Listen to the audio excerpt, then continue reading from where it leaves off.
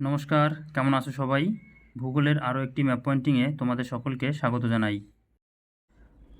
মাধ্যমিক 2027কে লক্ষ্য রেখে ভূগোলের যে ম্যাপ পয়েন্টিংয়ের সিরিজ শুরু করেছি আমি, তার আজ পঞ্চম পর্ব।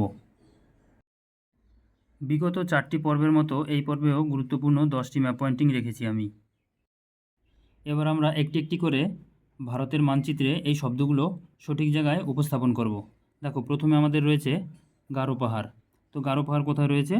গারো পাহাড় রয়েছে বাংলাদেশের ঠিক কাঁধের উপরে, অর্থাৎ ভারতের মেঘালয় রাজ্যে। তো এরকম প্রথমে আমরা একটা দাগ দিয়ে দেব। দাগ দিয়ে তারপরে পাহাড়ের মতন এরকম করে শেপ দিয়ে দেব, হালকা করে কালার করে দেব এবং লিখে দেব গারো পাহাড়। 1 নম্বর দিয়ে গারো পাহাড়। এরপরে আমাদের 2 নম্বরে রয়েছে মিশমি পাহাড়। মিশমি পাহাড় কোথায় রয়েছে? না, মিশমি পাহাড় রয়েছে অরুণাচল প্রদেশ রাজ্যে। অরুণাচল প্রদেশের ঠিক এই বরাবর রয়েছে মিশমি পাহাড়। আমরা পাহাড়ের মতন এরকম শেপ দিয়ে দেব, তারপর এরকম আস্তে আস্তে কালার করে দেব। দেখো, 2 নম্বরে এখানে রয়েছে মিশমি পাহাড়। মিশমি পাহাড়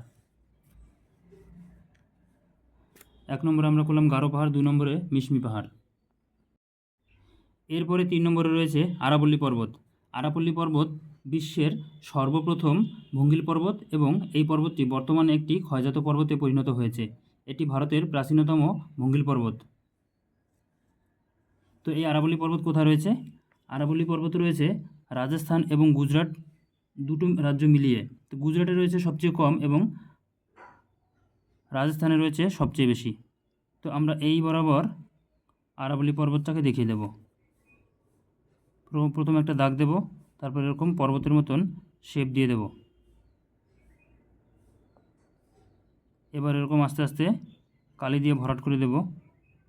এটা আমি পেন দিয়ে করছি, তোমরা পরীক্ষার সময় অবশ্যই পেন্সিল ব্যবহার করে করবে। তো 3 নম্বরে আমাদের হয়ে গেল কি? আরাবল্লী পর্বতমালা।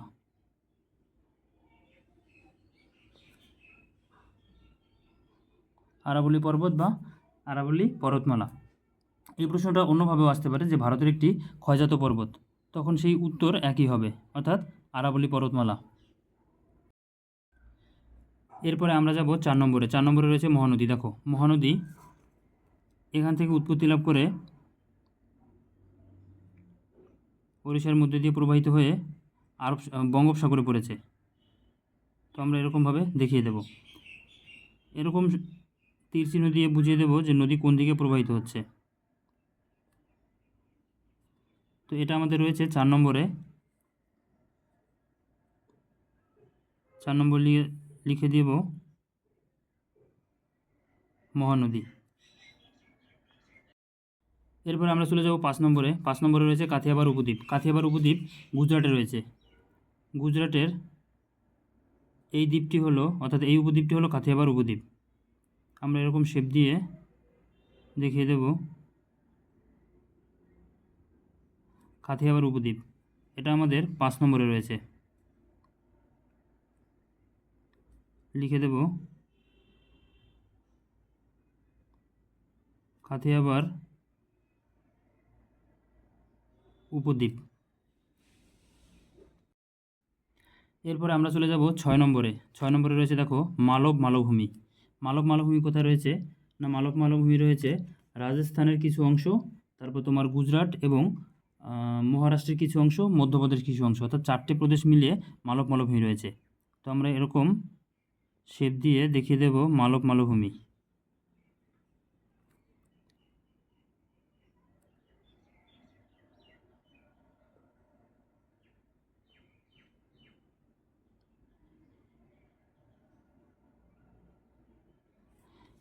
এটা ছিল আমাদের 6 নম্বরে।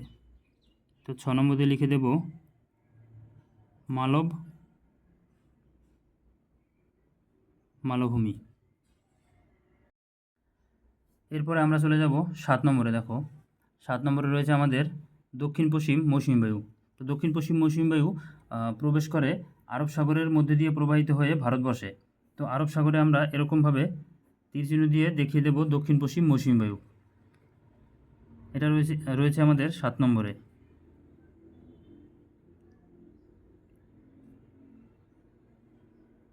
দক্ষিণ পশ্চিম মৌসুমী বায়ু। দেখো এরপরে রয়েছে 8 নম্বরে র্যাডক্লিফ লাইন। র্যাডক্লিফ লাইন কোথায় রয়েছে?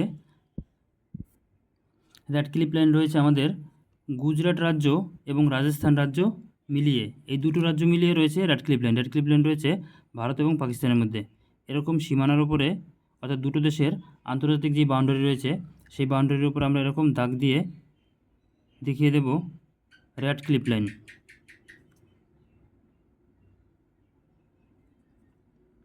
এরকম তীরচিহ্ন দিয়ে আমরা 8 নম্বর দিয়ে লিখে দেব র্যাডক্লিফ লাইন।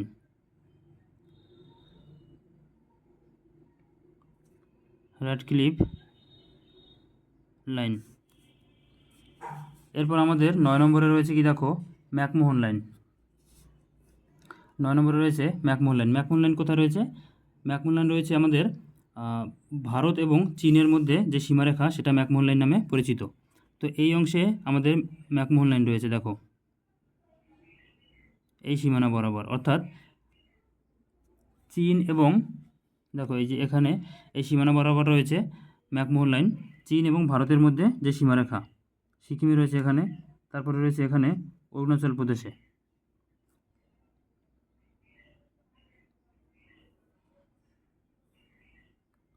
এরকম 3টি জায়গায় এরকম এটা দিয়ে আমরা দেখিয়ে দেব 9 নম্বরে ম্যাকমোহন লাইন।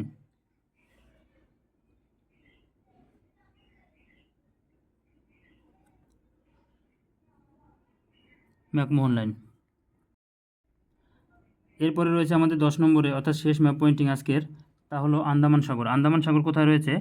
আন্দামান এবং নিকোবর দ্বীপপুঞ্জের ঠিক মাঝ বরাবর, অর্থাৎ এই অংশে রয়েছে আমাদের আন্দামান সাগর। তো দুদিকে আমরা এরকম করে চিহ্ন দিয়ে দেখিয়ে দেব আন্দামান সাগর।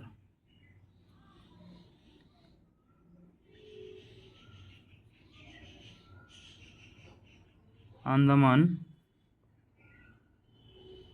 সাগর। এই ছিল আজকের গুরুত্বপূর্ণ 10টি ম্যাপ পয়েন্টিং। ভালো করে দেখে নাও। এই ম্যাপ পয়েন্টিংগুলো তোমরা ম্যাপ কিনে তারপরে প্র্যাকটিস করবে। প্রতিনিয়ত ম্যাপ পয়েন্টিং প্র্যাকটিস করলে তোমাদের একটা ম্যাপ সম্পর্কে ভালো ধারণা হবে এবং তোমরা অনায়াসেই এই ম্যাপগুলো প্র্যাকটিস করতে পারবে এবং পরীক্ষার সময় খুব ভালোভাবে উপস্থাপন করতে পারবে সঠিক জায়গায়। ভিডিওটি দেখার জন্য ধন্যবাদ। চ্যানেলে নতুন হলে অবশ্যই চ্যানেলটি সাবস্ক্রাইব করবে।